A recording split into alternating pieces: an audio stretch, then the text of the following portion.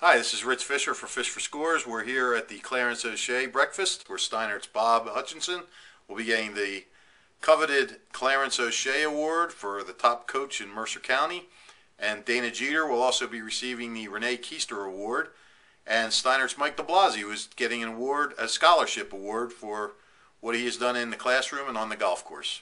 At this time, we present the award for the Renee Keister Award. Renee Keister was on her way to becoming one of the greatest girls basketball players in the history of Mercer County. Unfortunately, she was injured in a fall at her home in June of her sophomore year and was paralyzed. The Renee Keister Award was created to honor a girls basketball player who not only, doesn't have to necessarily be an outstanding scorer, but has to be a team leader, a great sportswoman, just somebody who embodies all that you want in an outstanding player. Dana Jeter went on to an outstanding career at Steinert High School, and I remember Dana stepping up as a freshman, and I said, this kid's destined to have a great career. Well, I'm not saying I have a crystal ball, but she certainly lived up to that. She went on to be a two-time All-CVC player in girls basketball.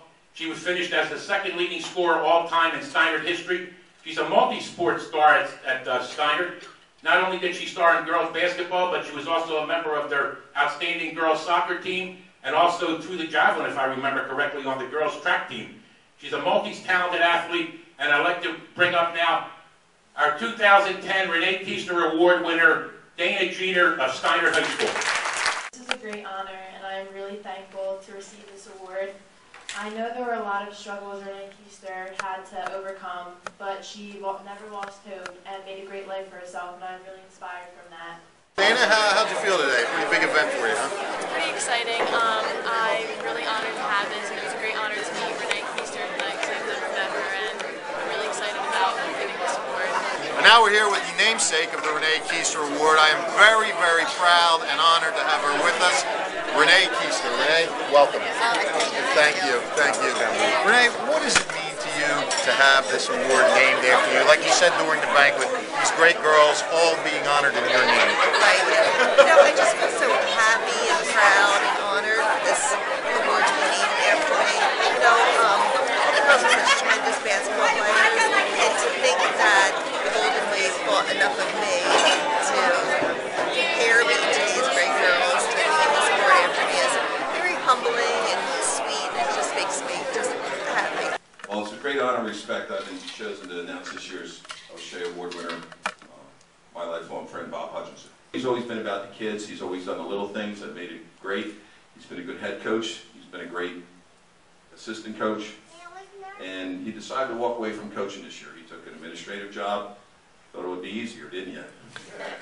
Chasing 1,200 middle school kids around on a daily basis. And you thought the parents were rough. But again, it's the same thing that any coach in a room says or feels, that it's the interactions that you have with your kids. Winning and losing is one thing, but as Bob said, it's the kids, watching them get better on a daily basis, watching them mature. That's the true joy of coaching. This year's 2010 O'Shea recipient, Bob Hutchinson.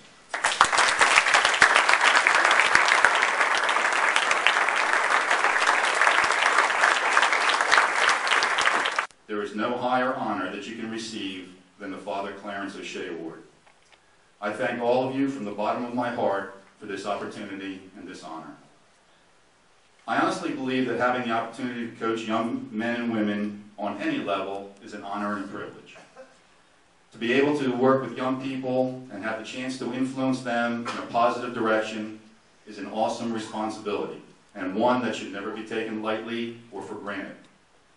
At times it can be very challenging and frustrating, but it can also be one of the most rewarding experiences that you can imagine.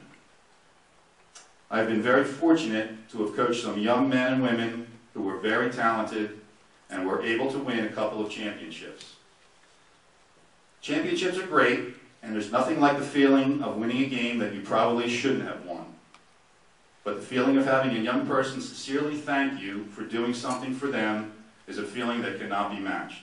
Now we're here with the man of the hour, Bob Hutchinson, who gives me great pleasure to be with. Hutch, I've known Hutch for a long time, and you couldn't find a better guy in the business of coaching. And Hutch, first of all, congratulations, Thanks, buddy. Fish. Thank you. We talked about this a little bit before, but when you're here today and you see all the people and you get up in front of everybody, what did this day really mean to you?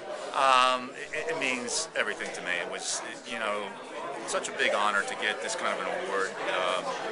The people, like I said in the speech, the people before me, it reads like a who's who. And to be honored and included on that list is just